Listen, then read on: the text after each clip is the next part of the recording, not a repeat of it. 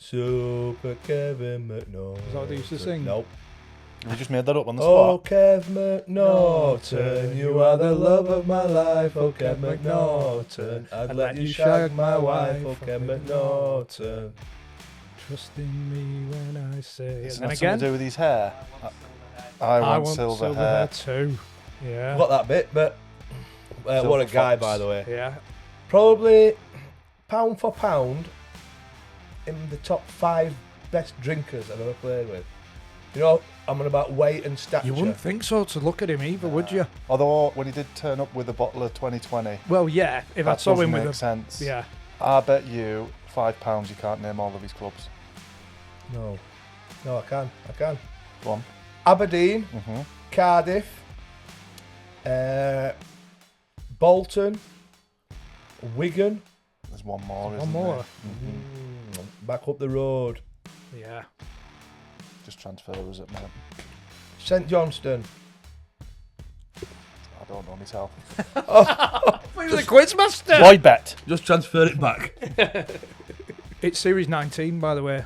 Oh, is it? It was never 20. Oh, Yeah. well, that next one will be 20 if we do I it. think we one were will be 20. almost certain of that anyway, weren't Yeah. we, me and you? Yeah. Yeah. But, yeah, Kev McNaughton. And if you're not already involved with the Patreon, 2 episodes every month. Extra. This is what keeps us going, really, innit? Yeah. So if you like the free ones, well, you get 2 extra of it. It is basically paying for the free ones, innit? Mm-hmm. Sean Scannell out last week. Yes. Really good lad. But I'd just like to congratulate John on his bulge this evening. Really, really good. Have I got the Gary Pallister bulge? See you next week. I'll get my flute so we can get him rising. Did you see him under there? I'm interested to see what it looks like from that angle. I'm a bit worried about what people might be able to see up there. Good. Thanks, Chris. Well, should we get him in?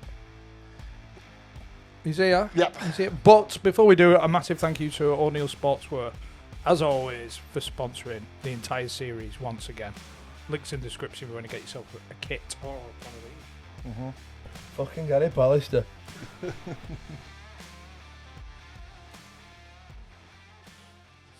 Can you clear something up for me, Kev? Because I've been telling this story since 2010, 11. The darts. Oh yeah, that's one of the greatest things I've ever seen. The best thing I've ever done in my life. It was. And I include having kids with that.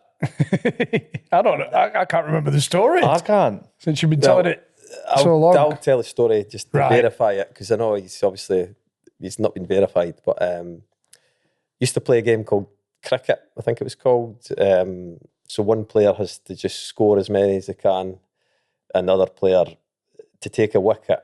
You had to hit a bullseye or a semi-bull, and I think you had to get 5 lives. 5 and lives. then- So bullseye's 2, the 25's 1 life. You want Right.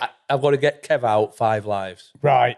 And you've just got to get as many runs as you can in that So period. it was me batting, so I was getting as many runs, and I think I had 1 throw. I think I got about 25 or something like that. And it was only us and the cleaners, I think, in the building left because we obviously didn't want to go home. I was with my ex-wife at the time, so I was definitely didn't want to get home. And then Parky, his first dart hits the bullseye. He's getting a wee bit excited. Yeah. Second dart, boom, bullseye again. He's going mental. But there was a break. There was a break. I was celebrating. I've got 4 out of 5 wickets.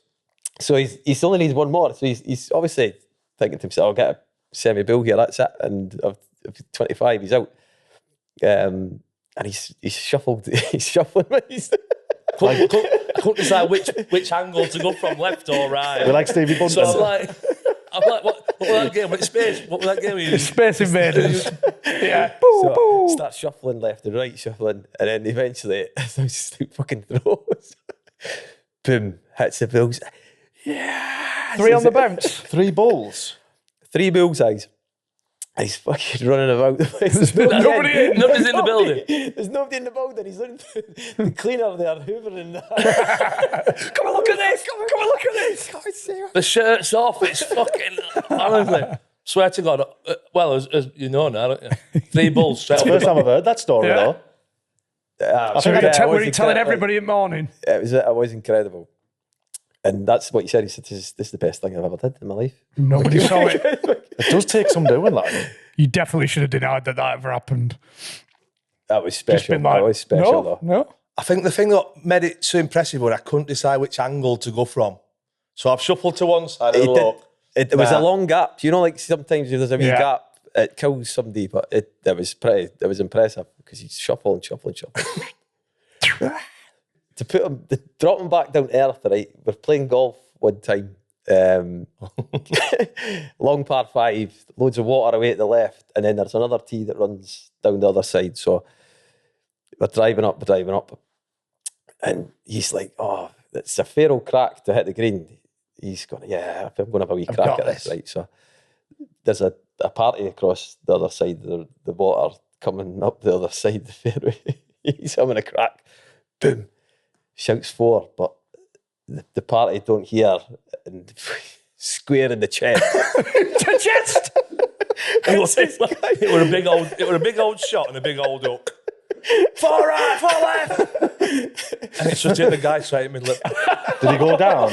Fucking like a big shot. He went down. He's actually ran. He thought I'd killed him. The one I said, hit this guy right in the chest. And he's down. He's ran like, had to right. I've never heard this before, either. Fastest I've seen him run. Because you had to run right down round the lake to get I bet a good fucking 800 metres by the time you got that there. How many fours did you give? We just give You've one. got to be at least 12, though. But as I say, Yeah, but if nobody's moving, then you've got to go again. You've got to go at least 12. Because you come out your shot, you look up, oh no, far left. Thing is, there's times you hit one and you shout 4, but you know you're safe, really. It's a bit of a gesture of a shout. But I bet you, once you've hit it, you've thought, oh no, that's travelling. Yeah, straight towards him. the guy never did that. Generally, Were you all right? He was all right. I think he just was a bit shook up. Yeah, I He think was a bit shook up. the shock of it. Right, like, you can get him fucking bothered for that. Like, Then he seen you running horse. What's happening now? I was just praying he got a fucking bluebird tattoo on his hand. You know what I mean? Sorry, mate. It's Parkin. Yeah, don't worry, mate. No bother. Fuck, remember the time when I had to take the shot with my Clarks down? Yeah, but I took a picture of it on the fly, and then I posted it on Twitter, and the guy from the club was like, guys, you maybe want to take those photos off. From Cardiff or the golf club? Cardiff. We obviously, if you didn't get it past the ladies' tee, you got to take the next shot with your fucking trousers around your ankles. So I must have scuffed it, not got past the ladies' tee. So the trousers down the ankles, club in hand, obviously one wood out. Did you get a bit of blood in it? To be fair, you took it from the back, didn't you? So you You done me a didn't really favour. catch. Well, even from the side, you don't see much, you know. But Kev decided to put it on Twitter. Nice sound. No bother, Kev. I got a wee message from the guy from the club. He's just like, you might have to take that down, Kevin. You might have to take it. Are we going to say it? Do you have to be steaming for Nessun Dorma to come out? Yeah, it's like a party piece after, well, a bottle of Mad Dog. By the way, because you sang it at the live show in Cardiff, and you had a few then, but you still nailed it. Yeah, it's weird. I can't remember. I used to, when I was younger, I sang it as a joke, and boys were like, it's actually not bad. Like, it's not great, but it's not bad. Because obviously, it's not really an easy thing to sing. I would say it's horrendous to sing. But then I think it was on a stag do. People were sort of asking. But my brother sings "Hey Jude" and he runs about the crowd, and I was getting badgered to go up and sing something, and I just jokingly went, "Oh, I'll sing Nessun Dorma," and then started singing Nessun Dorma, and everybody's like, "What the fuck?" And got a standing applause. Did you know that you had, like, growing up, you must have known that you had a half decent voice, or was that the only song? I honestly, I can't sing anything other than that. You fucking one-trick pony. I I've tried a few other things. But it's just, I don't know what it's called, you know, the soprano or something like that, or whatever it is, but that's all I've got. I've only got that. I mean, it's incredible when you hear Oh, it. Solo Mio as well. That's another one that it's weird because there's. I went to my great uncle's funeral, and there was loads of this opera songs on. And I was like, well, why are they playing this? He said, I used to just get up on a night out and start singing. He runs in the blood. So it must be. So how It much sounds of like that- I speak Italian, but I have no idea what it could be anything. Hopefully, there's none of that Mad Dog left by the end of this episode. we can go out on it. Have you ever just sang it at a random karaoke? You know, I always sing at karaoke, even in like the old man's clubs and everything. I'll just just crack get on. Imagine the fellow that's the compare. There's been old He's women gonna and that come sing, up to me "Oh, after fuck." I've sang it, and I'm just like, oh, that was, Just that wanna was touch you. beautiful. That was beautiful. It was like, Amateur artist, I've got here. artist. Yeah. Yeah, I did. I used to do art at school, and then I can't remember what it was towards the age of 33 or something like that. I think I got bad injury. I think it was my Achilles. I snapped my Achilles. I thought I'll just try and keep myself busy, and I started getting back into my art, and then did a couple of paintings, and posted it online, and people were like, "Oh, fucking, you should be selling them." And so started up my own little website, started selling paintings, did a few wee commissions and stuff. So when I stopped playing football, I did that for about, I want to say about eight, 9 months, and yeah, it's just something I did at school. And then I've actually started doing tattoos as well. Done a few drunk tattoos on my mates and stuff, which I've not posted. So I've got my own tattoo kit, and I've done a tattoo on this leg. This is my first ever tattoo. You tattooed yourself? I've tattooed myself. I was obviously trying to teach myself how to tattoo, and you get fake skin and stuff like that, but You want to do the real stuff. you want to don't do the and I thought, you know, I'll give a wee crack at it. And Is it any good? this one's not good. And then I did my hand. I did this, so I did that on my hand, and that's not the best. But I've got one. So third time, it's getting better. It's gradually getting better. Eventually, you're going to run out. Do you want to borrow my car for what? So yeah, so it's something I wouldn't mind getting into. But yeah, man of many talents. It's one of them things, isn't it? That it's like, if my mate said to me, I'm thinking about being a tattoo artist. Can I borrow your arm? Yeah. Can you fuck? Yeah, You know what I mean? It's not like, Not Well, for a practice. no. I know. the mates, one of my mates asked me to tattoo him, and he was like, "Oh, I was like, I'm really." This was when I was steaming, by the way, and I had my tattoo kit in my car. So when I got my tattoo kit, and his wife was there as well. I was like, "Where can I tattoo?" He said, "The only place I'm letting you tattoo is on my arse." So his missus said, "Right, the only place you can tattoo is just on that This wee cheek area of here. the arse, this cheek." Oh, it was horrendous. Honestly, he showed me a picture. See, at the time, I was like, "Oh, that is cracking." But the next day, when it healed and stuff, oh my word, it was horrendous. It's so bad. What was it? It was just like an old, where I used to live, it was like the postcode, and it was just letters. What, was it only letters and numbers? It was letters and numbers, and I couldn't. I thought you were going to be a portrait No, where no, you it were. was just letters and numbers. We used to live on the same street, and it was horrendous. It was so bad. If you can't do AD 16, Nah, there's- like I'm not really great at drawing digits at the best time, but when you've had a drink in you and you've got a tattoo gun in your hand, oh, it was so bad. And I felt bad the next day, but he was laughing about it, to be fair. I think I'd lock it up that, you know, if you're having a good drink, I think I'd lock it up somewhere on a timer. yeah. So you can't get it out until the next day. Devil. By the way, for a slight man, fucking can Kev drink? You know, we might as well go on about talents, haven't we? Right, yeah. Obviously, football, singing, maybe tattoo artist, drawing. Fucking can drink, can't you, pal? Yeah, they've perfected it over the years. It's like mesmerising. We had a good couple of, we had a wee school where I don't think you could get away with the stuff Oh, we no, used to get not away a cat with in hell. back. Yeah. Now, see, when I was at Wigan, that was sort of my last 3 or 4 years playing as a professional, everybody was athletes. Like everybody. I was just kind of like, I was thinking scary because, you know, look at yourself, mainly yourself, but Fucking hell, Kev. I'm paying you compliment after compliment to you. Just fat cunting me off, basically. no, our group of lads, So, it was a bit more old school and yeah. like Dave Jones, that wee school we had when Dave Jones, we used to go away for pre-season trips.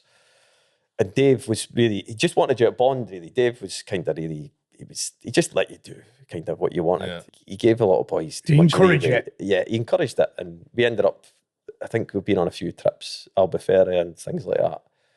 And a few boys took the mick, really did they? So these sort of pre-season trips became a wee bit of a lad's holiday at times. Well, I never had a Dave Jones one. I you started not? in the January, so, and then Malky came in the summer.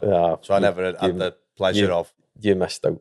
And we've spoke about, but did he know, or did the lads just go out and? Nah, I think he must have known, really, because Ross McCormack, he signed and he came on his first pre-season trip. He thought it was a joke. He thought we were all just, first night, we all dropped our bags, went into rooms, and ordered taxis and went into an Irish bar in Albufeira. This is literally, we've just literally dropped our bags. Ross McCormack wasn't a big drinker, by the way, so he just came out on this night out, and I was rooming with him. I seen him the next day. Honestly, he could barely put his socks on in the morning when we've gone out to train, because you had to train the next day. If that's one thing I was good at, was I could have a drink, I could go and train the next day, I could be fine. Another talent. Another talent, but Probably the most impressive so far. that was.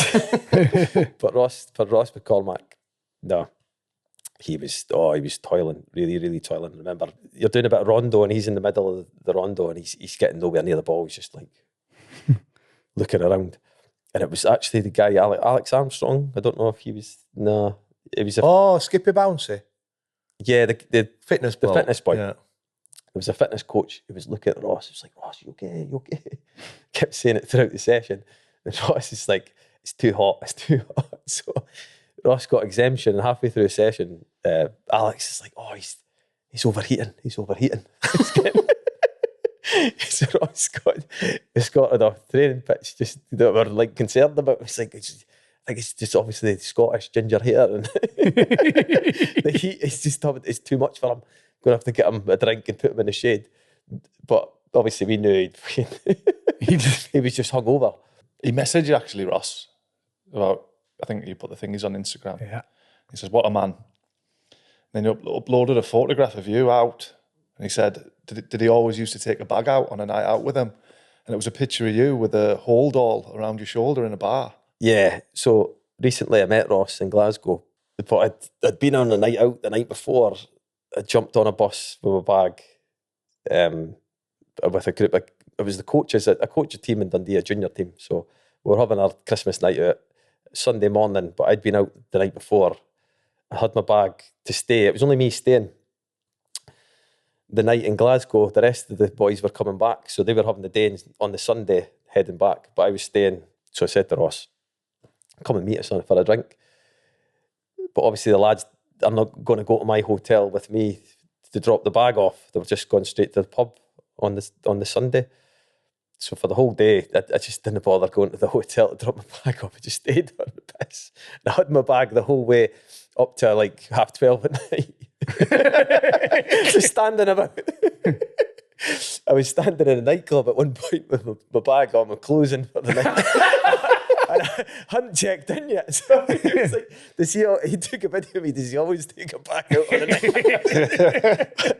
But I checked, like obviously got back to the hotel room about 12:30, and I had to check in. The guy was like, you should have messaged to say you were checking in this late. But I was like, I had planned to check in maybe about 1:30 in the afternoon, not 1:30 at night.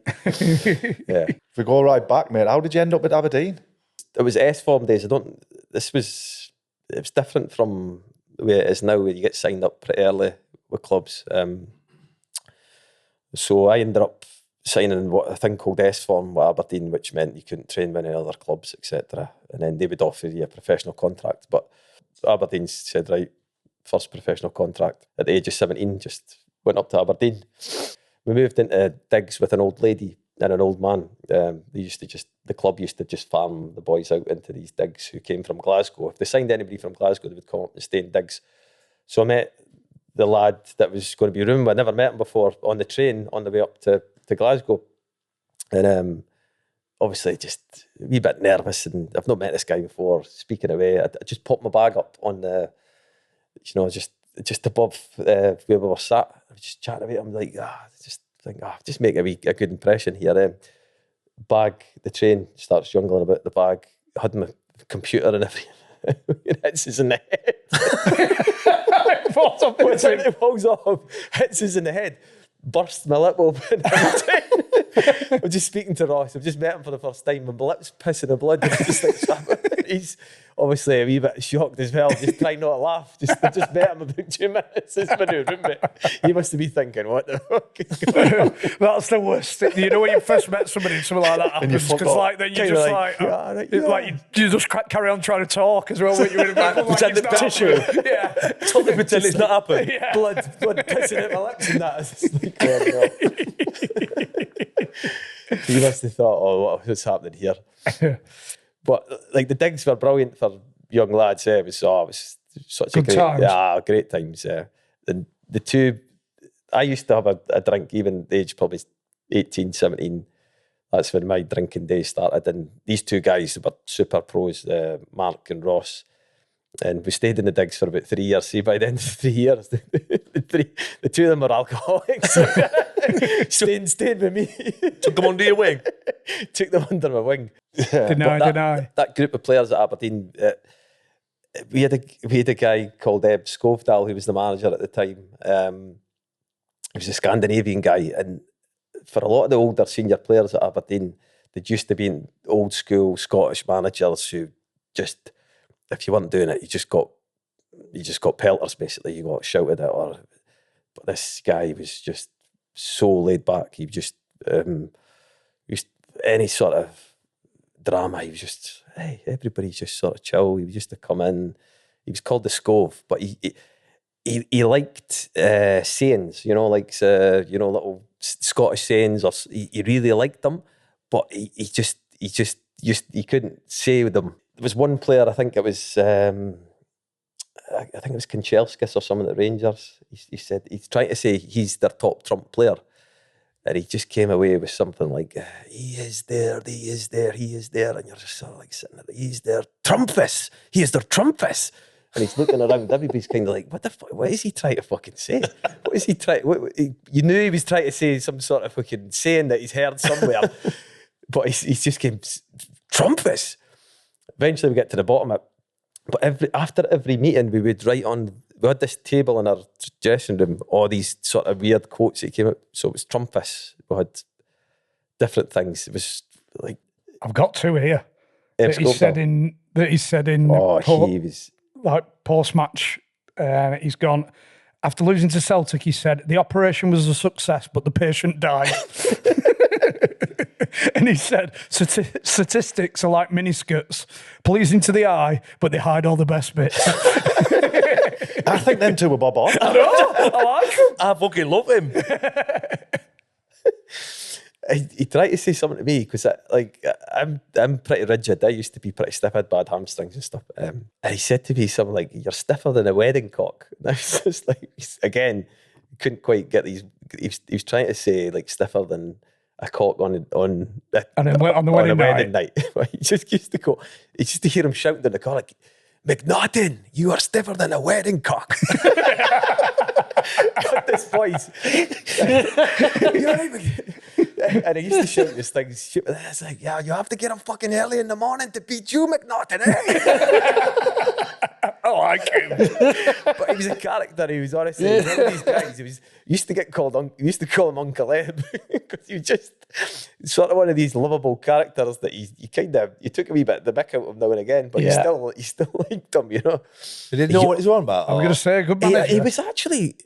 He used to do a lot of like Olympic. See, like I'm talking when I was 18, so he was doing Olympic weights. A lot of stuff that clubs do nowadays. He was like probably about 10 years ahead of his time.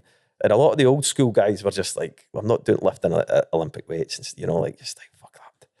But me being about 18, and there was a squad of boys, young boys, it was actually helped us a wee bit. He must have put you in the first team then, did he? Yeah, he didn't give a shit. He just threw young boys in. And if he wasn't the manager at the time, I don't think, like myself, would have had a decent shout. Honestly, he was just like, he trained well. You were training well. He just went, fuck, you're fucking playing. Honestly, it's crazy.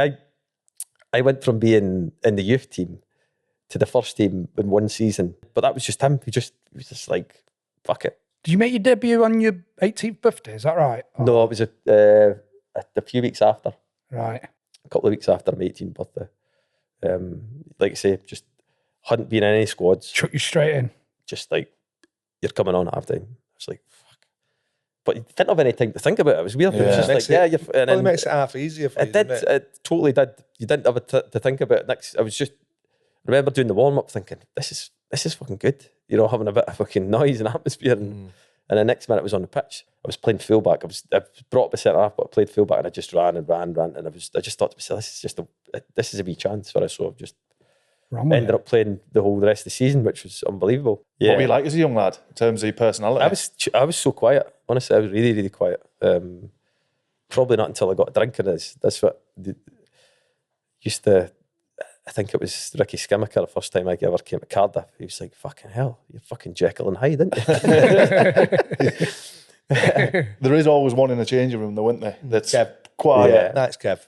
Yeah, that's Always me. Kev. It's Kev. Yeah, it's me, yeah. Yeah.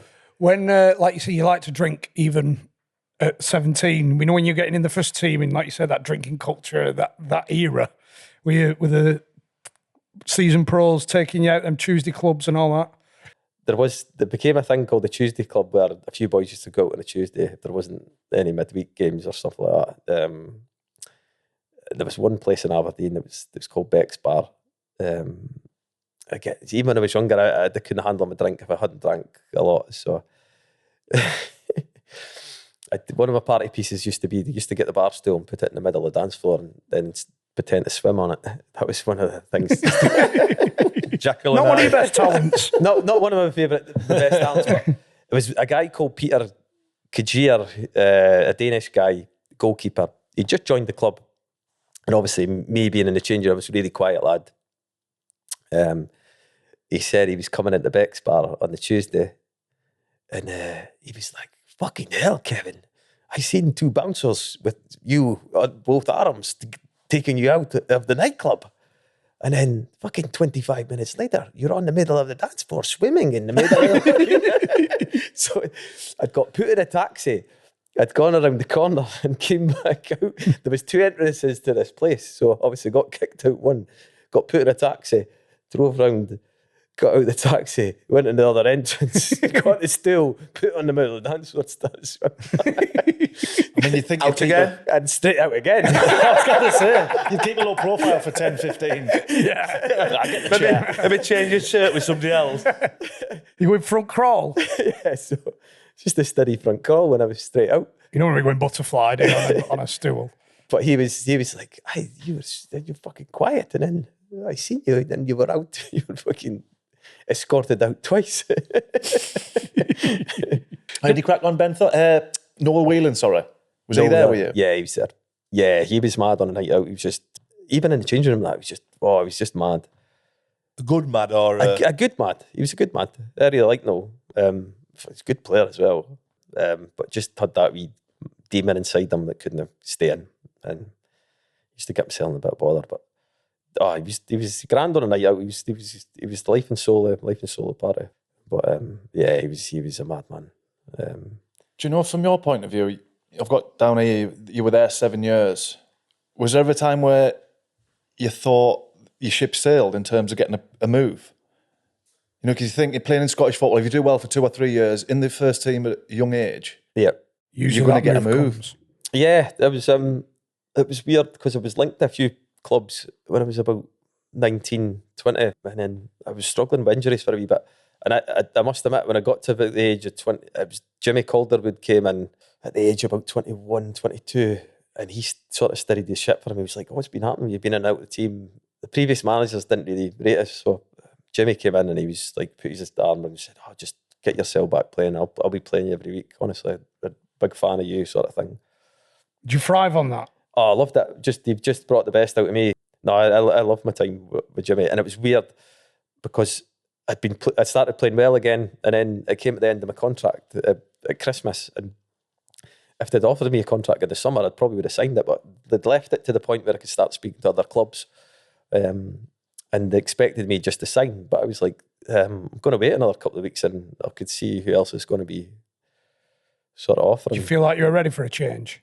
At that Yeah, point? I'd come to that stage. If I'd have signed another contract with Aberdeen, I'd probably stayed there for the rest of my career. Yeah. That's the way I felt. Got to end my contract. It was actually ended up with about 6 teams. It was like Luton, Chef Wed, a couple of Dutch teams. It was weird. It was 2 Dutch teams. It was and a Norwegian team, which was one of my ex-teammates. He was trying to sign us. Right. Tempted? Not really by the Norwegian one, not really. The Holland one, I thought that would actually, no, that sounded quite decent. I thought maybe a wee change of scenery over there, and obviously knew the league was decent. But then Cardiff came in, and I thought, like, I did really fancy a crack at the Championship. It was either them, Chef Wed or Luton, but Cardiff were like desperate. They were like, you need to come, if you do your medical, we'll just sign you. And the other ones were and an, sort of, yeah, we'll have to wait and see if we can get you, sort of. So I just thought, I'll go down and speak to Cardiff, and then I signed that day. I just thought, nah, I'm just going for it. That Dave Jones? That was Dave. And remember Sam Haman signing that day. Sam Haman was there. And I'd obviously heard stories about Sam, and I just thought, all right. So he's came out to greet us at the front, and I just obviously went to shake his hand, and he just came out like, Kevin, baby. Came out with the 2 high five. Not the double, The double. Double high five and a big hug and a fucking one of them. I was like, oh, for fuck. Pulling your cheek. Yeah, give it one. Kevin Boy. It's good to see you. I was like, fucking hell. And at that time, there was Ninian Park, so I think the N on the Ninian Park was like hanging off and stuff. So I've obviously gone to sign. I was thinking, and I've just been bear hugged from fucking Sam Haman and high fived. I've thought myself, what am I doing?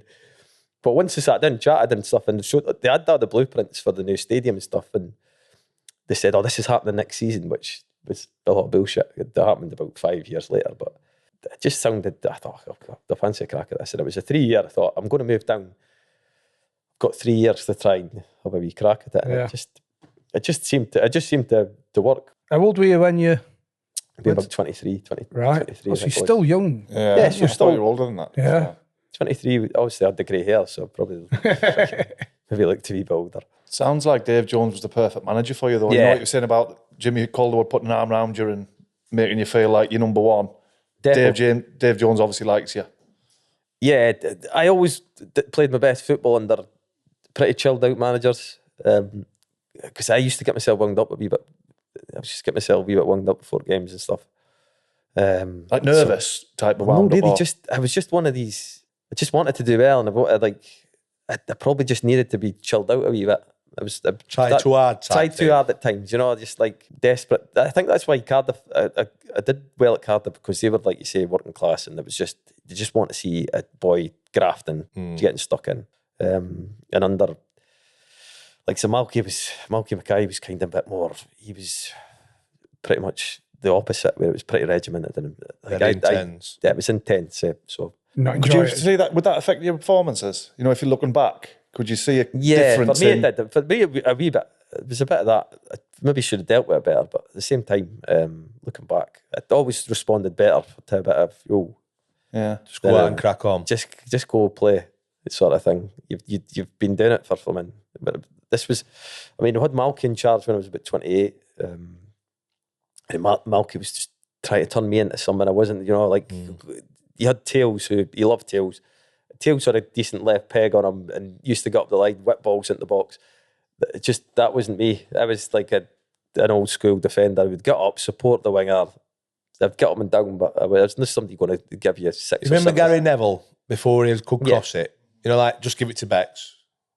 Defend brilliant, get up behind him, support, but just give it to Bex.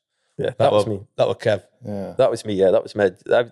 I was a centre-half playing full-back as well, so there was Dave actually played me centre-half quite a few times, which I loved. I loved playing centre-half. But obviously with my stature and stuff like that, I wasn't suited to playing centre-half in championship level. I mean, we've seen this firsthand, but I think pound for pound, maybe the biggest fans' favourite we've had on. Mm-hmm. The love that Cardiff fans have got for you. Like it's you say, unbelievable. I think it was just purely down to sort of blood and guts sort of thing, because I was fit and I ran through a brick wall. Like I said, the quality wise was never. I was never the best player in terms of quality, but I gave what I had. Seems like if you give it one of them, that you're in. The Ayatollah, yeah, it does help. Well, that worked for Me me. and you could do that. I tell you what else you did run through and all, Kev, the fucking lineswoman. Not just a brick wall. Fucking hell. Talk us through that. I'll put this on the record. I never meant to do it. I've seen the videos. It does look like I have meant to do it. At the time, looking back, I thought we'd both come across each other and just hit each other. But yeah, and I should have made sure she was all right. And I looked back at the video, I thought that just doesn't look good at all. But there was obviously quite an uproar about it after. And there's about 1 million hits on YouTube as well. So I've not seen it. I have seen it, but not So in a if you while. can think of 5'9", slim, grey-eyed rabbit chasing as fast as it can, just smashing into something. And that summer is a female. Is a female lineswoman. aye. I'm desperate to keep the ball in. So I've just clipped it that way. And as I'm turning to try and get the ball again, she's there. But I think my immediate reaction was to just go, because I was expecting her to move, but she's just stood, and then I've ended up, I smashed into her. Basically flattened her. But looking back, I didn't pick her. I should have picked her up. I should have just. We were getting beat 3. I think we were getting beat 3-0, and we had to win that game to be in the playoffs. So my head was like scrambled at the time. I think I should have, but looking back, I should have made sure she was all right, sort of thing. I think that's one thing I do. Looking back, I regret a wee bit, but I know in my heart of hearts that I never meant to do it on purpose. It does. I think it was the get up as you walked off that tipped it over. Come on. And to be fair to her, she's just come out of the coma now. So it's good news all round. Was there a bit of stick though from the media and press and all Yeah, that? so I remember I think it was the Daily Mail or something like that. It was just when Osama bin Laden had been killed. I thought, big Osama's taking a wee bit of pressure off me. It's not going to be a big story now. So honestly, there was a big Mail piece, and here was Osama bin Laden, just up here in the corner. Osama bin Laden is dead, and then there was Kevin McNaughton did it on purpose. Me smashing it. I like that. Osama bin Laden's like a stamp in the top of a letter. The rest of it is just Kev smashes lineswoman. Yeah, they've got Bin Laden, you know. I don't know, but that Kevin McNaughton, I tell you what. I wish I screenshotted it. It was so bad. I was looking at it thinking, surely Osama could have just took a wee bit of pressure off it. So yeah, it wasn't good.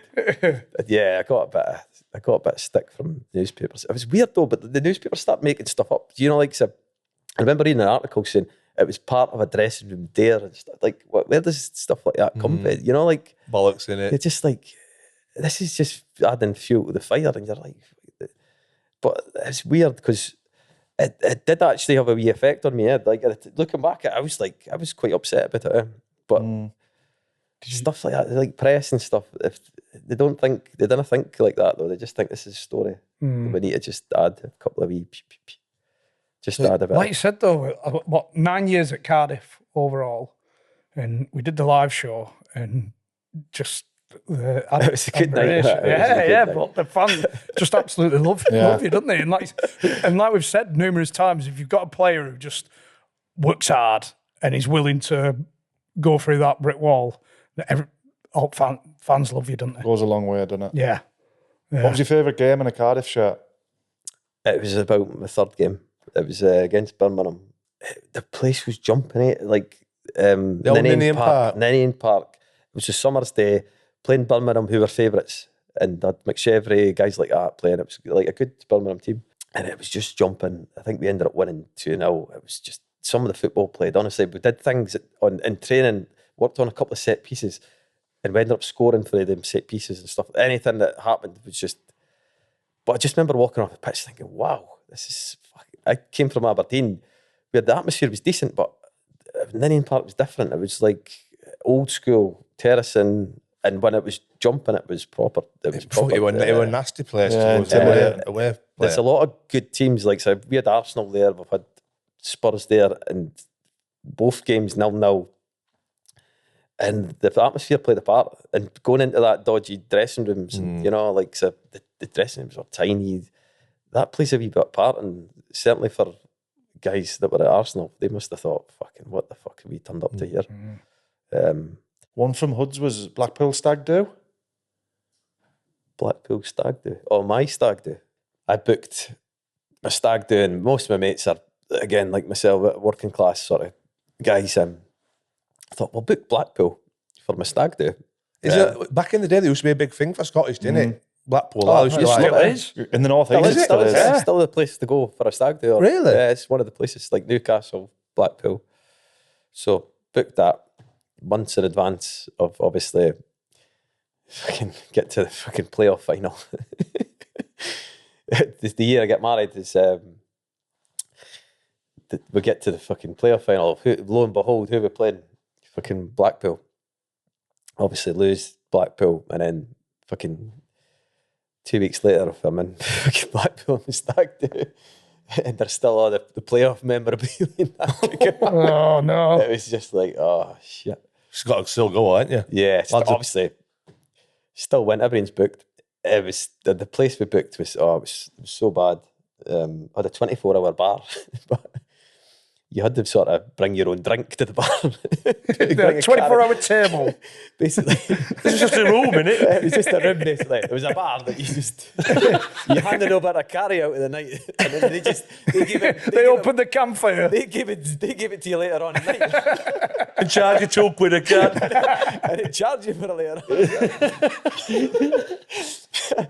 It was bizarre. It was the roughest place. Honestly, it was so bad. But yeah, the worst thing about it was obviously every year we went, there was some sort of playoff finalist thing. Oh. Was there a few Cardiff lads there with you as well? Hoods was obviously... Hoods was there. I think Hoods was the only one that came. I offered, obviously, I'd said to a few boys, and a few boys said that we'll see how the end of the season goes. I'll maybe be able to go, obviously, then. You fancy coming to Blackpool? We've just been beat from the playoffs. It was only Hoods, I think, ended up coming. But Did they dress you up? Yes, Charlie Adam. I was thinking that. no, I don't think I did. I don't think I'd ever got dressed up or anything like that. No, we went to the racing and it was rained off, so it was a bit of a damp squid. It was one of them weekends where we spent most of the time in the 24-hour bar. Sat around the table. We did a bit of karaoke, and this was before Nessun Dorma times. This was before I started my career as Nessun Dorma singer. But yeah, it was a good trip. But again, it was a wee bit sour due to the fact we'd just been to fucking Blackpool. I tell you what, lads, there's nothing like Wednesday night in, couple of beers, watching Bromby versus Sickleborg. I'm with you. You know a couple of lads playing, don't you? Mm-hmm. So we got on the Danish league, got the VPN on, bounced it over. Perfect. Sickleborg are a lot better team than what I thought. I know. They've surprised me today. Well, if you didn't know, with NordVPN, you can bounce your location to anywhere in the world, and it's perfect for watching anything, but specifically sports. Like we've been abroad, bounce your location to the UK, get on your subscriptions, watch the match. And as for the security, keeps all the passwords, bank details, everything under lock and key. So I wasn't aware that they could get on your shizzle. You know, when you're in an hotel or whatever. Them hackers, when you're just using public Wi-Fi, hacking in, not with NordVPN. Got to be careful. Extra layer of security. And of course, we've got an offer. Links in the description. This is the big dog. 4 months free. How many? 4 months free subscription plus 30-day money-back guarantee. Well, we can't say any better than that. I'm honestly lost for words. Yeah. Oh, yes! Ida Legerson. What a goal. I don't know. Ida Legerson. He Beautiful. just signed this summer. Beautiful looking man and all. Beautiful.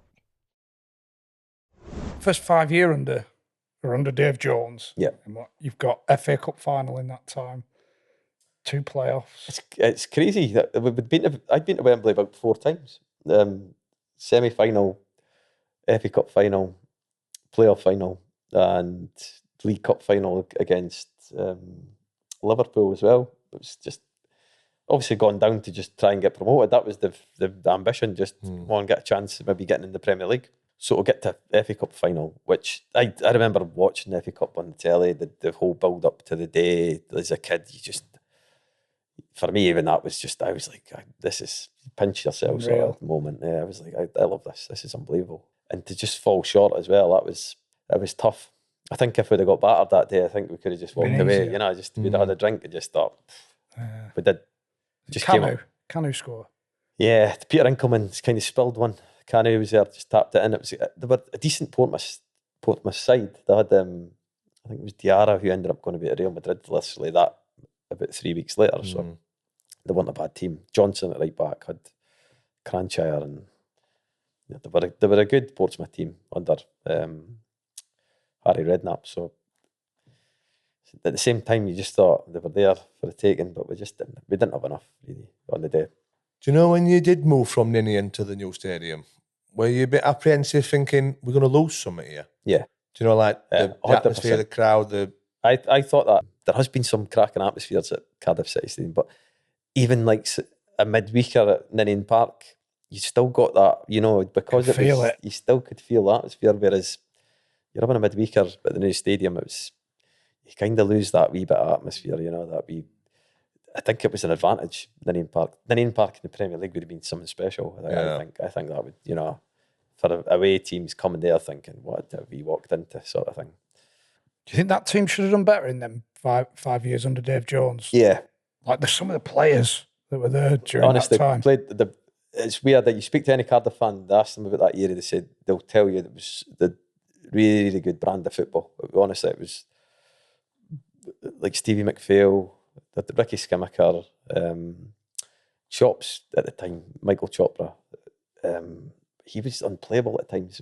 Like Stephen Thompson, who was a good foil for him, he just brought him into the game. And Paul Parry, I didn't know anything about Paul Parry before I went to Cardiff. And honestly, within about a few weeks of training, I was like, who is this guy? Like he's unbelievable. He's coming on that left foot. We had a good starting 11 around that time. See, like if everybody was fit, we had a good team. But in the Championship, I don't think a good team wins the league. I think a good squad wins the league. It's just because it's that many games. You know, like when somebody's out of form, is there somebody else to step in? We're at Cardiff this season, we got promoted. There was a decent squad. It was a good squad. And then we got to about Christmas time, we signed Fraser Campbell, and he just kicked on. He scored like a decent number of goals. And just when things were dropping off, somebody else would come in. I'd like a Jordan Much. I think, boy, you guys like that. I think that was the difference, in my opinion. The reason why we never got promoted was we had a good team, but we never had a good squad. Yeah. The same in the playoff final. Parky's pal Jay Boothroyd got injured, and we never really had anybody to replace him. So I remember Quinny raging about that, Paul Quinn, because he said Jay was... He pulled his calf, but at the same time, he just it's a playoff final. You kind of end the last game of the season, just try and maybe just hold it for another 10, 15 minutes, maybe see how it is. But I think Jay just came off. But I think that's what Quinny was... I think the point was that he was injured, got back for that, knowing that he probably weren't going to be able to play. And how long did he last? Was it not very long? I'm sure Quinny said 10 minutes, 10 minutes or something. Yeah, it was 10 minutes. And he came off, and we'd kind of we'd been playing well with Jay up top. And as soon as he was actually on form at the time, and he came off, we didn't have any replacement. I think it was Kelvin Atu who came on. Looking back, we'd like Ross McCormack on the bench. We never played Ross as well. It was weird because Ross at the time was, he was the best players in the Championship, but he wasn't really getting a sniff. So just Kelvin came on, and it never happened. We struggled. We struggled the whole game. We went ahead twice in the game, and at that time, looking back at the stats over the course of the season, whenever we went ahead, we won the game. So we went ahead twice. So it just. We ran out of steam though. That was the one of the honest to God, that was the one. Me and Burke, imagine wee Burke, Chris Burke, wee ginger winger. Oh my God. It was like 100. It was 100. Alan had got him brought in halfway through the game. Get him a drink under the shade. He was like them. He was Burke's like, overeating. he was like one of them cricketers with the sun cream, just like. You're right, Chris. He was wilting away. I was honestly, I was struggling in the heat, and I remember looking at Parky and thinking, my God, he must be dying. But we just, the second half of the game when there's just there's nothing, there's no energy in the game. Yeah. It suited them. Obviously, being ahead, it just suited them, and we had half chance here and there. But I remember that game thinking, what an opportunity! That's one game I look back and just think, I wish we could replay it. But You think you get to the point where you think it's never going to happen, this? that, honest to God, that was what it was like for me. I was just like, that really hurt me, that game, to the point where I was like, fuck, I don't think it's going to happen for us getting up into the Prem. See, in my opinion, the team that I came into should have absolutely fucking pissed the league. Yeah, that was a good team. And Should have who's the top pissed them. dogs in that team? So you've in your got opinion? Marshy, Bungle, Tommy and vying out for goalie, Kev, Hoods, Jez, Anthony Gerrard, left back, would it have been Nails? You had Nails. Was Mark Kennedy there when you were there? No. Nah. Then you've got Berkey, Steve McPhail, Gavray, Bellamy, left Jason- wing. Jason Kumas was there. Jason Kumas was fucking unbelievable, by the way. Very, But very good. just didn't really give a fuck, did he? He was one of these guys that he was like a luxury, but I don't think we weren't good enough, in my opinion, for him to play. Just when we played if you maybe played him off the front, Well, we didn't have to do all else apart Sitting from. in. you'd maybe, but he ended up, we were pretty rigid under Dave. He played 4-4-2 constantly, 4-4-2, 4-4-2, and you couldn't put him in, you struggled to put him in the team. He just didn't really, boy, he was quality though, was he? Yeah, fucking frightening. Chopper, Bullfroyd up front. Should have pissed it. But in my opinion, I think the fact that how Dave Jones were and how lax he were, I think that probably... If that team with Malcolm Mackay had been up by fucking March, Do you think so? if everybody got on board with him, what do you and I think, fucking Kev? hate the bloke. But at the same time, you think of the dramas that fucking Chops and Malky wouldn't have had them too. Yeah, exactly. I mean, if they'd have got on board with... They wouldn't have got on board. No. There's not a fucking chance. What they would have What was told it? the line with Malky's. Not a chance. Dave, the reason they were doing all right was purely, I think, because Dave just kind of just let them do Left their them own to thing. it. Just left them to it. Which can be probably seen as good man management rather Yeah. than. I know what But you're I saying. know what It you're all saying. depends I which know what angle you're you're saying, coming but at. I think They'd have gone the other way. they'd have gone the other way. They would have fallen out. And you know what, Malky, if you'd answered Malky back, you'd have been out. So I think they'd have lasted a few weeks. We've I heard think the In answer. what way? Like, They would have fallen out. They would have had an argument. And then Right. Malky would have just told them, do So it. Or they would have, Jay Bullfroyd and his normal fucking chelp, and Malcolm just fucked him off. yeah. As soon as he'd heard that Chops had gone to fucking Newcastle on a Thursday night to go home, come back Friday morning, he'd have fucked him off. But Yeah. Dave, stuff like that. yeah, Dave used to go, Dave, let it slide. If Chop said, I need to go home, I need a couple of days, see you Thursday. Things like that wouldn't have happened under Malky. And I think, I don't think that would have lasted. I don't think Chops and that. But we speak about Warnock. Warnock, people applaud him for the way he treats certain individuals, if they're going to win you the game. And that's a similar type of thing what Jones sounds like he was with these Dave, lads. but there were too many of them. There was too many of them. Yeah, you to probably that have with the one, one. can't you? You've You got could have- 10 yeah, I know. fucking great I know. lads and Tarak. Yeah. But then you said that you probably played better under Dave Jones. I was all right on Dave, just purely the way I was. I just kind of just got on my job and just, if had somebody in my ear constantly, telling me where it passed, it just threw me off my game. That was a bit like Malky. Malky was just, he really, really, really regimental. Just, he wanted things done. And he wanted me to be a winger, basically. He wanted, whenever the left centre half of the ball, he wanted to be standing up where the right winger was. So we've got our left centre half playing diagonals to me, out on the right wing. But what would happen is, if I would bomb up there and then the centre half would lose it, and then it was just... You got a good engine, but fuck me, Kev. You needed a lineswoman at the bottom of the pitch. It was just a case of bomb back in. And I spent most of my time running back the way, back into position. I mean, I don't know if I spoke about when we went to Dublin. So this pretty much sums Dave Jones up. I've been at the club 2 weeks, and me and Macca Stephen McPhail are playing in this reserve game at 1 o'clock. Our flight's at 4. We're going to watch Republic of Ireland, Wales, aren't we? International game, that game. So we went and seen Dave, Gaffer, well, we've got to play in this game, but we've got a flight at 4. Any chance we can just play first half? No bother, lad. No bother at all. So the referee whistle at half time. Whenever he went for the team top, me and Mac have run up the bottom pitch. We fucking legged it up the hill, honestly. I was faster than Kev. Gets in Macca's car, fucking beds to the airport. And like, so for a player, that will class. Yeah. But it shouldn't really be happening, should it? No. No, Do you know what I mean? We never even got to the game, did we? we never went to the game. We got I in don't even that, know the score. we got in that Gibneys and fucking that were us. Yeah, did they win? Who won? But it is like that's great for you at the time, isn't it? But then I imagine there's certain individuals that you give a bit and then take a bit more, and you just end up taking liberties. So, yeah, for me. I mean, It's just finding that balance of individuals, isn't it? Like you said, Yeah, it's it's good hard for there. you, but not for others. Some people need clipping at the reel, need a Malky. I think what Malky did was he brought loads of athletes in. He just signed, you would think said like Don, Craig Conway, Craig Noon. Just he would sign he would do a wee bit of homework on boys there. These boys look after themselves, sort of thing. And that's the signings he made. But they were all good players as well. They were But good players, yeah.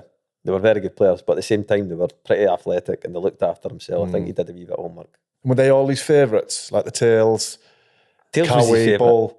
There was one team dog, one of his, I think it was, he used to do like a debrief. So we just watch the game and Tails played a 5-yard pass into the midfielder. And he went, oh, what a pass. That is an international pass. That is. Just a It was a 5-yard side It was a foot. 5-yard side foot into the midfielder. Oh, the lads used to go, Tails, that was an international pass. That was unbelievable. to be fair, Tails were like... Tails Tails was- knew the crap Tails was- situation with it. And you hear what his blue-eyed boy like. Oh, he was. But was Tails Tails was- hard worker, do whatever he said?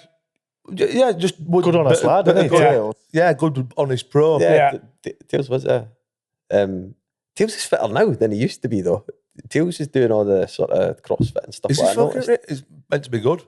Yeah. So, but he took a bit of ribbon for that. And where were you if in that circle with the Cowie, Taylor? Were you I was- in that or on the I periphery? had the binoculars looking at something. From afar. And I got my binoculars on looking at Kev, looking at his binoculars, looking at the fucking first team. Periscope over hill. Parky had the telescope. Kev were in Cardiff Bay, I were in fucking Aberystwyth. Yeah, Malky was he wasn't a big fan of you. He was looking for. But the thing is, we're testing with Cardiff, and your sprint tests and that were always pretty Spring, good. yeah, we're all right. I bet our top set of 10, I'll be 6, 7 in a sprint. Yeah, you were decent. I'm not 9 and 10, but just could only do 3 or 4 of them in a week. But no, we were never going to get on. But I think he did treat us like fucking crap. Aye, you were didn't kind of, if you weren't in the circle. Do you feel like you got a bit shit? Nah, the thing with me was I played pretty much all the games one season, and he was desperate to sign another right back. He signed another right back in John Brayford. And then John had a couple of poor games and he was shunned, and then he just went away looking for another right back. So you thinking there's no, I'm It's done like there's now. not a chat, like, and then But I think with Kev were obviously a massive fans' favourite, been there for 5 years, and you were in with all the lads, but you were good pals with all the lads, weren't you? yeah, I was obviously He part of couldn't it. really alienate you because that had alienated the rest of the group, if you know what I mean, and the fans possibly. It was weird, yeah, because I was still a good pro. I just turned up, but just got on with it. Even though at times I remember, like, I found out I was dropped. I remember I'd been playing most of the time, and then Huds came up to me and said, "Oh, what's he said about you being dropped?" And I was like, "What do you mean?" And he was like, "Oh, has he not spoke to you?" I was like, what do you mean? He said, "Oh, he spoke to Matty Conley saying he was starting. And then Matty's come to me.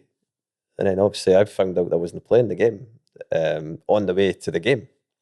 And then he was stood outside the changing room and I'd already knew I wasn't playing. And he pulled this.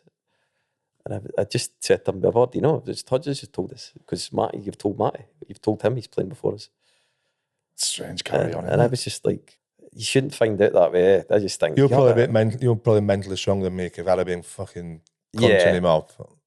Yeah, at the time, but I just loved being at Cardiff. I knew it was hard with me because I was fighting the battle because I just wanted to be there. I really enjoyed my time at Cardiff. I was fighting the battle to be a dickhead, and just wanting to be there and just kind of getting on with it. And I did for a spell, which looking back, maybe should have just been a bit of a dick and probably fought back a wee bit. But I just kind of just got on with it. I remember speaking to Craig Conway about it because it didn't seem to have a lot of loyalty to the lads that got them promoted. Because Bull never played in the Premier League, did he? The thing with Bull was, even I knew this, Bull could play 10 out of 10, 10 out of 10, 10 out of 10, maybe have a 7, and then he was at the team.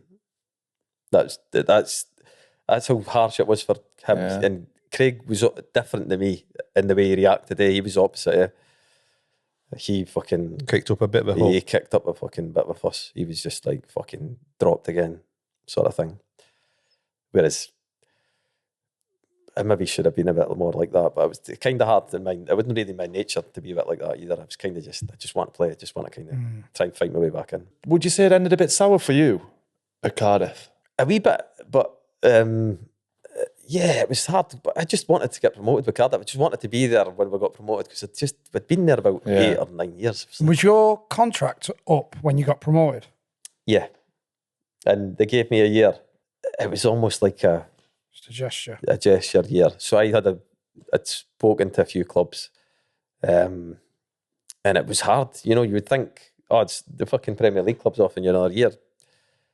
But it was so fucking hard because I knew what was going to have to go through. I thought, I've not got a sniff here. I've not really got a sniff. I'm going. And basically, as you say, it's a token, isn't it? It is. Kev's been here 8 years, 9. Like, we'll give him a year. Yeah, appease the fans. But yourself personally as well. You've been there for 8 years at that time. Yeah, it was hard. You wanted to get promoted to him. I imagine you want to experience the Premier League with him as well. That was what I was fighting with. I was fighting that I want to be a Premier League player. And a wee thing in my head said, if maybe he gets injured or maybe, and I swear that is the hardest I worked through the summer. Honestly, I thought if he wants fitness, I'll come back. And honestly, it was as fit as I've ever been. And I was about 31 at the time. Again, I was 25th squad member, so it was basically the last squad member. Me and Simon Lapman. And did you add the number 3 or Yeah, they just previous year. Yeah, they just took the strip off us as well. So they took my squad number, just changed that as well. So I went from being, I think it was 3 to 25 or something like that. So yeah, it was just one of them. I just thought ruthless, that, innit? And it were, mate. It were. And we don't want to know the figures, but was the contract that they gave you for the year in the Prem, was that a Prem contract? No. It was a decent wage for me as a fullback. Yeah. But I don't know. Nah, it wasn't a Prem. You know what I It wasn't mean? a Prem contract. It was one of the it was a token gesture contract. There was another offer from a championship club that was basically the same, and I was wrestling basically to either sign there or take the year.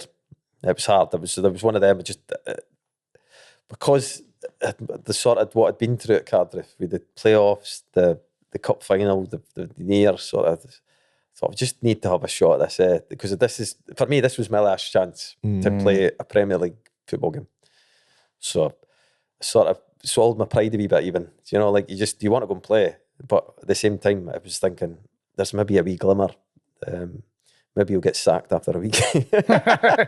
No, but in my head, I thought, there's maybe a glimmer. I get back here fit, maybe impress a wee bit. I'll maybe get a squad. Somebody maybe get injured. Just one of these things. But Did he play you at all then? Because I've got 9 games in that season. Did he? In the How Premier did League. that Premier League. timeline work then after you getting promoted? Because you went on loan to Bolton. Yeah, so Is that before any games? I played the League Cup game. That's I the think- gesture as well, isn't it? Play the lads that Yeah, aren't. the League Cup sort of thing. So Dougie Friedman come to watch. I think he was looking at a couple of players, and he was like, "Fuck, I played well that game." And then he'd just inquired to Malky about maybe getting us on loan. And I got a phone call from Dougie and just ended up, I thought, come on, I just want to go and play for a bit anyway. So I was struggling with, I was one of these players that always played and then finding myself at the team the season before, and then suddenly I'm not going to play. I just thought, I can't do this. I wasn't even on the bench in the Prem at the time. So I was me and Simon Lappin used to train. We'd never got a day off, basically. So at this point, there's not even a glimmer as the... Nah, there was no hope, basically. So I went away to Bolton. I think they were bottom of the league at the time. So it was the challenge. And then I did all right. under Dougie in that spell. I think I maybe played about 10 or 11 games or something like that. And we managed to move up to just 10 points above the relegation or something like that, 5 or 10, something like that. And then, So you've signed to be there in and around the Prem, but you're not anyway, are you? No. I kind of, after, I knew, as soon as they started signing boys, they signed another guy, another right back. So there was... the Raphaels? No, that was Solskjaer signed him, but Malky signed another guy, Kevin Theo something. I can't say his name. I couldn't say his name at the time when I knew him. Theo! No, he ended up getting called French Kev, because nobody... As opposed to Grey Kev. As opposed to the old Kev. New and improved Kev is coming. But he did. He got called French Kev because nobody could say his second name. Theophile or something. But yeah, so I had Brayford, French Kev, and Matty Conley ahead us. So I was fourth choice right back. Played at Bolton, had a good spell at Bolton, and then there was. I just came back from my own spell, and I was sat outside the manager's office to go and ask to go back out on loan. Malky? Outside Malky's office, right? Waiting outside Malky's office. The receptionist at the time, Vicky, I think her name was. Yeah, no, sorry. Yeah, it was Vicky at the time, wasn't it? The other girl. Yeah, it was Vicky at the time, says, he's in a meeting with the board, he'll be a wee while. You better just wait until tomorrow to go and speak to him. So I was like, yeah, fine. Got home. Hour later, Sky Sports News, Malky Mackay's sacked. Nah, but it was weird. I thought, I'll just come in and I'll see what happens. So it was Dave Kerslake that took over the team they were playing against Arsenal away, and it was around about Christmas time, and I got told just go and have a couple of days with a family because you're not involved. So me just. Obviously, had my Christmas, I think it was Christmas Eve or something. I did a couple of drinks. Christmas Day comes, and I'd not brought my tracksuit in at all the whole season because I hadn't travelled at all. I never got asked to bring it in. So I'm training with the young boys, me and Simon Lappin training away with the young boys and a few of the reserve players. I could see Matty Conley going up. You know how where we trained, the training ground was up there, so we used to have a golf buggy. If anybody got injured, they got put on the golf buggy. I was like, oh, there's Matty Conley way up on the golf buggy. And then about 15 minutes later, French Kev's way up on the fucking... It's like, fucking hell, he's way up in there as well. And by the time I'd finished my training session and caught up, it was... Oh, what's his name? The physio? Rich Collins. Yeah, Rich Collins. Came over and said, Kev, you brought your tracksuit in today? I was like, I've not brought my tracksuit all season. I've not been in any of the squads. He said, you're going to be in the squad. So I had to go and nip in the car, go and get my training gear. Are you half hanging in all from your few drinks Christmas Eve? Well, the training session sweated that out a wee bit, and I was kind of like, all right. And then it was somebody came to me and said, they've got John Brayford. John had not played all season. He was like number 3, and he hadn't kicked the ball since that League Cup when we got beat. And I'd been out on 10 games, so the manager was thinking, he's been playing regularly, so I'd rather put Fit Kevin. Yeah. That is out with the freezer, that, isn't it? Yeah. So all of a sudden, we're sitting there getting the team talk, and he's like, "Yeah, Kev, you're starting." It was away at Arsenal. It was first game. Yeah, so it was like from sitting there Christmas Eve, just kind of chilling, just thinking, to then playing my first ever Premier League game. It was mad. It was brilliant at the same time. It was like, it's crazy. So was that, when you're on about humming an hour and about signing that year, was this game... This game was it was worth it in my eyes, because then I was it's weird, when I went down to Cardiff, that was always in my head, I thought, you're just one step away if you've been playing at the highest level. Yeah. So, and then you could look back at that, but nobody can sort of take that away if I fucking played in the Premier League. So I was going to ask, would you do the same again? I probably would have. If I knew, obviously, looking back, it worked out.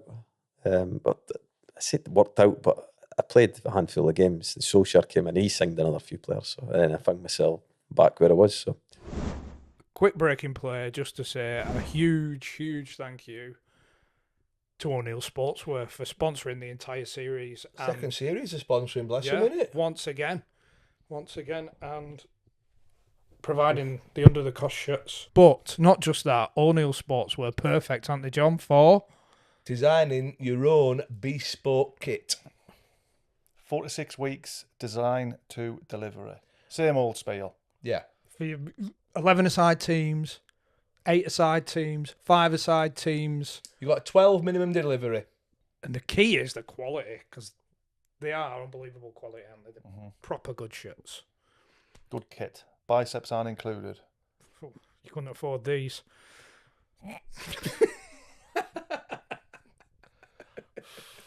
Jesus Christ. So get yourself involved. O'Neills Sportswear, links in the description. Get yourself a kit just to help support the podcast, as well as getting some unbelievable quality shirts. Where's the link? Have another tense. Links. One sec. If I had a chicken wings and they came out, I'd send them back. Yeah. Well, it's in the description anyway. So yeah, get ordered. Get ordered. How did the Arsenal game go? I got beat 2-0, but it was like 80 minutes or something like that they scored. It was one of them just kind of holding on for a good spell. But it was magic, honestly. I loved it. I can remember coming out and, like the Cardiff fans, obviously, who's this fucking silver-haired guy that we used to know? Sort of came. That's not French, Kev. That's Kev. That's Super Kev. It's fucking Super Kev. Where's he? I thought we were a Bolton. Where's he come from? He fucking had a pint with him Christmas Eve at Red Lion. He was in the fucking bar at Cowbridge. So yeah, I just remember coming out and the fans are going mental. I was thinking, this is something special else. Moment. It was special. Having the sort of Premier League badge on the shoulder, I thought, fuck. I remember thinking, it was maybe worth it. And then played a few games. So how many Premier League games did you play? It was weird that Cardiff at the time had a run of games. It was like Arsenal away, Man City away, Newcastle away, Man United away. So I played them games. And then we had Hull at home, and then I didn't play that game. I ended up playing, which in itself, like playing at these places as well. Yeah. It was special. So I was like, it was weird. It was just, obviously, it would have been great if I'd stayed in the team. But at that time, I probably wasn't playing my best football. I think I was 31 at the time. I was kind of, my game was about pace, getting up and down the line. I was 31-year-old. I wasn't doing the things that I could do when I was a wee bit younger. So probably beyond my best days. But at the same time, I was glad eventually. It was like fucking trying to get to the moon sort of thing. The journey was tough, but just to get there was good. With Cardiff as well, it was special. You put the questions out, and there was a fair few people didn't ask a question, but they just ask him if he's all right. Nah, because obviously I had a tough time after football for a spell. Come through that. I'm off the back of that now. So, but for a good spell, I'd struggled after football, and I think the part of that as well, coming away from sort of Cardiff, where you've had a lot of fishbowl, isn't it?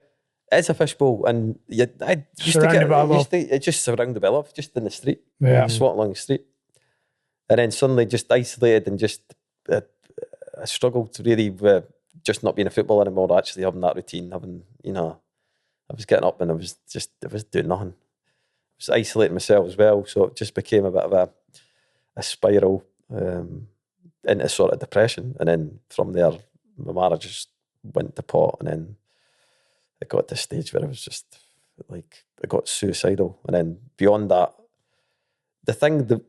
I was pretty open and honest about it, which looking back, I suffered in silence for like probably about a year, and I wish it came out sooner, because then there was a lot more support, and I didn't feel like I had that thing on my shoulder, sort of like people, like you say, people asking how you're doing. I was, you had that wee bit more support. I had more support from. Whereas I suffered in silence myself, just got on with it. I just thought, all right, I'm feeling like this. But you think to yourself, you can't speak to people as well. I know this is getting a bit deep, but if anybody's in that same situation, I think the last thing they want to do is go and tell somebody about it. And I think, certainly off the back of my experiences, as soon as you start speaking about it, as soon as it becomes... It's hard to do, but it does help. Realise how much support is actually there. Oh, it's crazy. I had messages from people I don't even know, like guys play football, Colin Henry, guys like that, just guys who just reached out, either trying to find us at the time when I was going through that sort of crisis, and off the back of that, just months down the line, how you getting on, sort of thing. Because you have that initial support, and then I think you get away from that after about a year or whatever it is, and then again you maybe have a little lull, or things start going wrong again. And but for me, I've got myself into a routine again, keep myself busy. I was one of these people just have to have routine in my life and have to have some stability, which is what I've got now. But yeah, I struggle massively. Just when I finished football, I didn't plan it. I don't think I had in my head, I'm going to go in to do this, or I'm going to go into... I thought I'll finish football and then I'll try and find something, but nothing sort of materialised. Was it the being a footballer, or the games that you missed that you struggle with, or as you said, more the routine of it all? Day to day. There was a wee bit, even the camaraderie side of things as well. Coming in and just you've been around guys and just... I went from that to something totally... I went obviously into my painting. I was telling you, like, I sold paintings, and I sat in a room myself doing paintings, and it was like probably the worst thing. Just sat in a room for basically 8 hours, did my paintings, come out. Do you think that was an escapism in itself, doing the painting? It was a wee bit, but at the same time I'd stopped enjoying it. It was just becoming... I'd actually got myself into a state where it was like, I don't want to sit around here and do this anymore. It was like, stopped enjoying doing that. That was something I enjoyed doing. I've not really done it since. It was weird because I was going through that period of time where I was going through all that, and it's maybe why I've not gone back to it, because in my head I think, this is where I was associated to probably that period. I've stayed away from probably doing painting for a long time. It just sort of, I think back to that time when I was doing it, it was like really, it was pretty depressing. But like I say, just even going into work and stuff, I've got a job now full time. I went to college, something that I had no intention of doing when I finished football, but I did it, and I've got a wee bit of sense of achievement now. I've just passed. Did my exams, passed it. Do coaching now. I'm back involved in football. It's a junior level in Scotland, which is pretty low, but at the same time, I love it to bits. Being around the guys again, having that camaraderie, and we had a wee bit of success last season as well. Won the league, which the club hadn't done for years. And again, that's another thing. Just I know it's at the level it is. I know I've been there, but at the same time, it's still get the same buzz. It's weird. Yeah. Still get that same buzz, winning games. So that's another thing. I think I'm glad I got back involved in that. It does help. Being around guys as well, that camaraderie. I think it's one thing I missed. I didn't realise how much I would miss it. And that sort of, like you say, maybe a regimented day-to-day, you used to have a sheet of what you had to do every day, sort of like put up in front of you, sort of thing. So you'd come down for lunch, be down here. You just, all you did was just be there, and you had time set out, and suddenly you're left to your own devices sitting about doing nothing. Yeah. Now you said it, which one was it?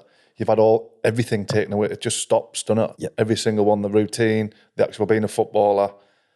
Yeah, and I think the crack with the lads just it instantly. is everything. I think it is everything. I don't think I couldn't put it down to one thing. I had some really bad injuries as well, I must admit. I had no luck whatsoever. And that's another thing. Players probably, I don't know, like yourself, if you had like bad injuries, but when it's isolating. See, when you're yourself, like I ruptured my Achilles at Inverness. That was one of the worst things ever, honestly. That rehab, and it was a small club, so we had one physio. And you spent most of your time just doing your own rehab and stuff like that. It was like, it was isolating again. Just and it, so you've obviously identified that now as definitely something that isn't good for you. Nah, just definitely enjoying being around people. Yeah, definitely. Just something that, like even my work. I work in a hospital now, which is just. It's packed. Even you're meeting different characters every day. It's brilliant. I must admit, I'm in a good place, in a really good place. Just for life in general, and appreciate things a lot more as well. I felt like, this has all been taken away, whereas now I'm appreciating, the things I have. Whereas back then it was kind of like, I'm not this anymore. I'm not this. I think I had that sort of mental attitude, but. I switched. Definitely, I switched. Yeah. You're still seeing the young'uns as much as you'd want? Through work and stuff, not as much. And my boys are old now, so they're kind of just want to do their own thing. No, I'm at that stage, man. With mine. My daughter's still at the stage where she wants to come down all the time. But my boys are just want to play their computer and just do their own thing. So. Can you? It's a bit of a selfish question, but can you remember? When you found out that Cardiff City was signing John Parkin, were they out going around the group chat saying, "What the fuck are we doing?" No, it was. You always did well against us, though. I think that's why. Do you think that? I think that had something to do with it. Yeah, 100%. Because I remember always. Because I think I actually played centre half against you. Yeah, up at our place. Up at your place. I'd been playing centre half, and I remember thinking, John, obviously, it's a wee bit of size difference, and even it was sort of a mismatch. And remember Gabor, I think it was Gabor as well. Yeah. I remember John actually gave Gabor a couple of yards and just run past straight past him. The only time I've seen John run faster is when he hit somebody in the chest with a golf ball. And well, we're on a group chat saying, "What the fuck are we signing here?" Jesus Christ! Not really. It's funny. Bellers was quite funny about it. You would think that he was like, "I know this is." Bellers actually sat down and said that, like, I'm actually excited that we are signing John, and he did make a joke about it. It's like, is this what has come to here? We're second in the championship. We're sure that we can get better there. You know what I mean? But at the time we were crying. But you hit the ground running with that goal at Norwich. After 7 minutes, and it just all went downhill from there. Really. I had a good 7-minute spell, and that was me.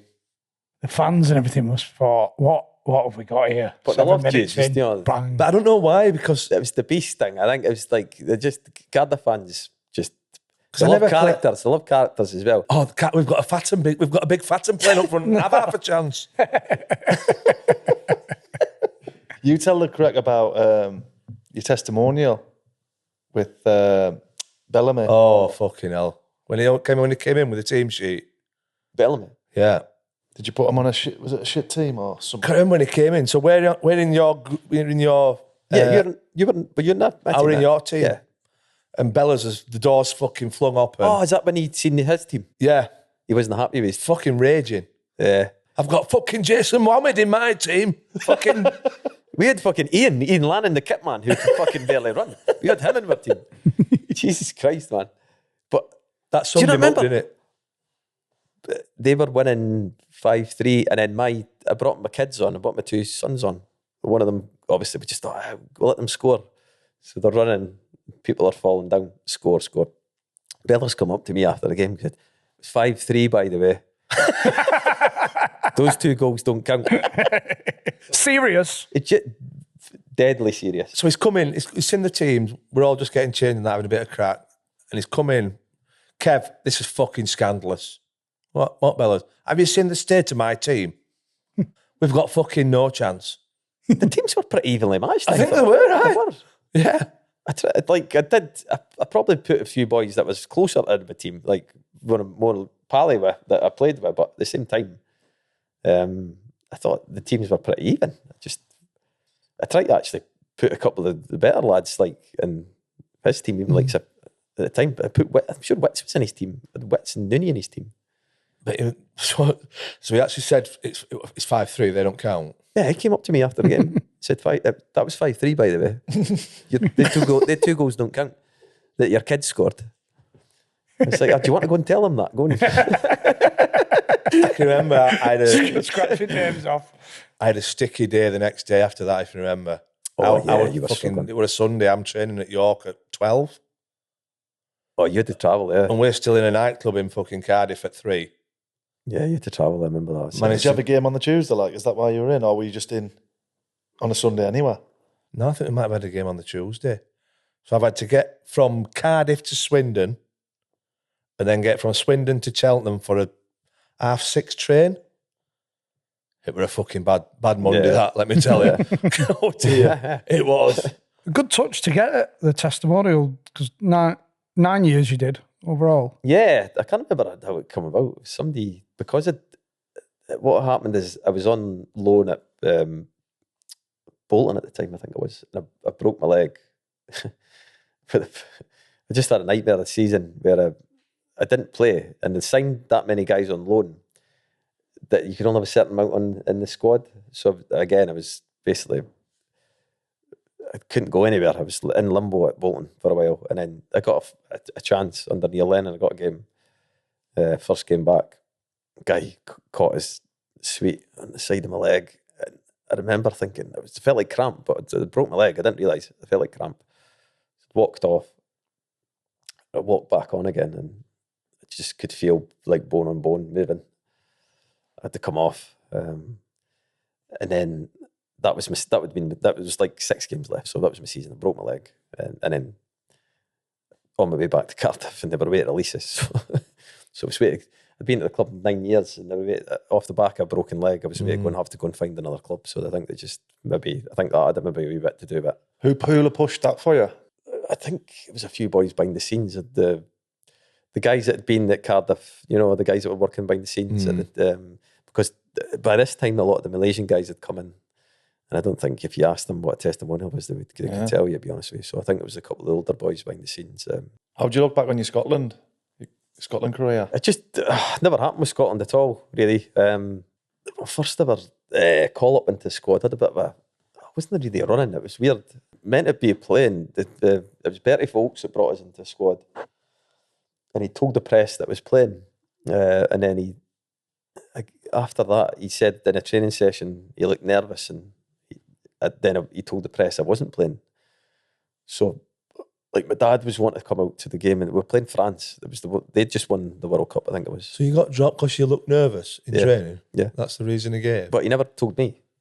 I found out through the press. So he never asked you? Never asked us anything. Like conversation? I remember the training session. It was I've done a bit of a poor... I remember the poor training session. I'd training on a public park in France. It was pretty horrendous, but off the back of one training session. I tell you what would have been a battle as well if French Kev were playing. Tell you what, the French Kev would have started. So from there on, it was a bit. But then I got myself a couple of caps, and just never really had much luck. Alan Hutton then got ahead of us, and Alan, he was tough. He was class. He went on to get X amount of caps. It was just, I was always fighting a bit of a losing battle. I was in loads of squads, but I never ever had a run of games. Which was a prouder moment, putting on that Premier League shirt or pulling on the Scotland shirt? Scotland stuff. Yeah. First game was at Aberdeen, which I was playing at the time. And it was, that was special. It was one of the things that, like, again, growing up, you just kind of dream of playing for your country. So I don't really keep strips, but I've got my Scotland. Got that one. Family in the stands. Yeah, that was like emotional. Obviously the national anthem, things like that gets your hair up back in the neck, that sort of thing. That was special. That's what. There's a couple of things in my career I look back on and think, you look back and think, yeah, that's pretty special moments. That was one of them. Getting obviously the Premier League, getting to the FA Cup final as well. That was another one. Just things that when you were younger, used to be mucking about with your mates. You just so the things like that. I'm just looking at this picture that you put on with the questions and getting carried off the pitch. No, and he's that got was promoted. mad, that Fuck was me, what a crazy. picture that is. There was a lot of people sort of ran off the pitch, and for some reason in my head I ran towards the crowd. It was like, I don't know why, but just I think it's just typical you. See, that's to part It of is a wee that bit. cult hero, being part of the fans, being it was that working weird class because hero. I think I was like, it was a really nervy night. Honestly, we were playing Charlton, but we had the better Hull's. I think it was Hull's score, and Hull ended up getting beat, so we only needed to draw, and that was getting filtered out onto the pitch. So the game became really edgy. I think Charlton at the time were quite low in the league. A point would suit them as well. The game was fucking both teams. And I just remember like the relief. I just thought, I could see the fans coming on the pitch and thought, Hull's must have bettered fucking Hull score. So I just thought, I ran into the fans as opposed to everybody was running off trying to get away from the fans. You're like that. I'm thinking of Braveheart, where the one Irish man towards him. I ran in the fucking opposite direction. And the next minute I was up on somebody's shoulder, and then I thought, I was so far away from the tunnel. Fucking hell, I'm going to be up here fucking all night. Just you and thousands of And I fans. swear I was out there for about 20 minutes. And I think it was Ian Barnett. He was up there as well. And both of us were just like, how the fuck can we get back in? Eventually, I just kept saying, can you just fucking go that way? So I get in the changing room. Obviously, everybody had been celebrating in the changing room. By the time I got in, all this fucking champagne had been popped and everything. Everybody had been fucking chilled out. Everybody been sitting there having a beer. Yeah, that was something like that. That ended up being some fucking 3 weeks. Because obviously, it was like one party after another. We just needed to win again to maybe win the league. So won that, celebrate. And then it was a dinner. Fucking celebrate, and then it was the open top bus. Fucking away we went again. So it was like, but was there something in the back of your head though that you're doing all this celebrating and everything, but you haven't got a contract? Yeah, like a lot of the lads have been I did doubling say, up. And like at the time, I said I'm just going to enjoy these 2 weeks, and then I'll worry about it. Yeah, you've got to, haven't you? Yeah, I thought I've done it. I've worked so hard for this at this club. I just wanted to just enjoy it. I thought I'll worry about all this crap in the summer. yeah. Just having a look on Twitter, and we might have been done again, but it says, ask him about his stories with Di Hunt. It'll get a priceless reaction. Di came. He was the guy who came in the changing room. Oh, fucking hell, glasses. You score on his bike. He used to come up his bike at training. Was it a moped or? It's like a moped. He's Is just he a fan he's a fan. But you could hear him. You could there'd be 20,000 people in the stadium, and you could hear him shouting on the pitch. A bit like Trigger at York. Right, But yeah. obviously there's quite a few more fans there, like. Yeah, but somebody'd organised for him to come in at half time. Did a team talk, or was it before the game? Maybe before the game. Or the testimonial. The testimonial game. Yeah, he came in and gave a team talk. I was fucking just. Well, like, funny, and then you went on and on, you're like, well, come on. You, Kevin! That was- I went to give him a high five. He was leaving. He just blanked us. He was just stood like that. Cheers, it. Just like, fucking hell. Did something happen with Tom Eaton in his room? Yeah, so I used to room with Paul Quinn. At the time, we were away on a pre-season trip.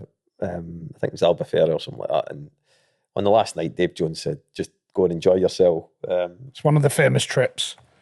One of the trips, the pre-season trips, it was more bonding sessions than it was pre-season trips, I'll be honest with you. Do you think that's why you maybe always seem to drop off the end of the season? I don't know, because it's weird. We always start the season unbelievable. But I have no idea. It's hard to say, because we always start, we usually won our first 2 or 3 games under Dave. But anyway, the Fleming, we're going to be on a night out. Everybody, bar Tom Heaton, has gone on this night out. So Quinny's leathered, myself, well on. Come on, we'll go in Tom's room. And then Quinny's grabbed the fire extinguisher, and he's thinking it's just the gas, you know, the gas one. I'm just going to spray him, wake him up, sort of thing. Yeah, so Childish, but childish, good crack. but yeah, a wee bit of crack. But he's struggling with the pin. So I'm stood being an innocent bystander, obviously, just observing what's going on. And I could see the pin there, and I'm just looking at it thinking, all right, he's not seen it yet. He's not seen it. And then I just pulled the pin, shouted grenade, and the next minute, Quinny. Tom Heaton's got up, and he's like the guy off of Home Alone that's just had the paint poured over his eyes. It's like, and it wasn't the gas, it was sand. So the fucking... So the whole room is covered in sand, and Tom's fucking spitting sand, like fucking gets up, fumbles his way to the toilet. Like, I think Quinny could see at that point that the room's fucking a mess here. But at the time, even I'm kind of like, it's probably cleanable. And then the next day, a few of the lads had booked on the early flight. Me and Quinny had booked on an early flight. Chops and a few other boys booked on early flight. So Quinny phones me. He's like, the fucking Dave Jones has been on the phone. He's saying he's wanting like 1,800 quid or whatever it was. It was a room bill because of the sand that obviously just got absolutely everywhere. I can imagine it's like in the remote buttons and everywhere. One of the guys at the club, one of the secretary guys, sent me pictures, and honestly, there was just sand everywhere, TVs everywhere in the room, and obviously the hotel kicking up a fuss. Understandably, I would say. And we did a big team meeting the next day, and Tom's obviously grassed us in. But to be fair, he's in a tricky position, isn't he? Somebody has been in his room and sprayed sand. So, in a group meeting, and they're kind of beating around the bush sort of thing, just like, so there's two guys involved sort of thing. Who were the guys involved? And then Quinny owned up. Obviously, in my head, I'm like, I never did anything. Well, on the story you've just told us, Kev, you pulled the pin, didn't you? So you're probably 50% guilty, really. You can't pull the pin and now expect the grenade to go off, can you? Quinny'd still be there now. Trying to spare a bungle. So Quinny was raging with me because he's owned up, and then they're sitting about waiting on this other guy. It's nobody. Okay, that's fine. I get pulled up, and they were like, I heard you were there. I was like, I was there, but I never did anything. I never had the canister in my hand. I wasn't spraying it about. So bungled up, they said. But I managed to get away with it, I think, because obviously it was one of Dave's favourites. Of Dave's faves. So did Quinny have to pay the whole bill? Quinny had to pay it. And I think to this day, Quinny's still a wee bit sour about that. The thing is, like Tom Heaton's one of the only lads in football, probably, who not just stand up and start swinging. You know what I mean? He's he'd probably be washing his face while the sand was still hitting it. You know, he's one of them. Well, yeah, he did actually. Just got over, lads, washing his face. He just got up, went to the toilet, washed his face, and then Quinny was obviously peeing himself. But then he could see the panic starting to set in when Quinny's looking around, looking at the canister, thinking this is not your normal sort of run-of-the-mill canister. So did you have to get a new room that night? We left the next morning. So it wasn't until we got back. I mean, Tom, surely you could he sleep in? He slept. Just got to brush the sand off the bed. He's bad enough having a few bloody toast crumbs in bed, isn't it? Half a barrel of sand. Tom slept in the Sahara Desert that night. Fucking hell. But Super Kev got away with it. Yeah. It's just one of the perks of being one of Dave's faves. No, we appreciate you coming on. Thanks for coming on, mate. Thanks again. Incredible. Really enjoyed it. Cheers, guys. Get back to the painting, man. Yeah. Yeah, I need to get back involved. It's just, there's no time with my work and stuff. And football, the kids. If I get a spare minute, I'll maybe tattooing. Never talked about that either. I'll try a budding tattooist now as well. Have you got the stuff in the car? I've not, because it'll be on your. I've got a right cheeky wheel over it. BL6. I just want 2 W's on each cheek. So when I moon.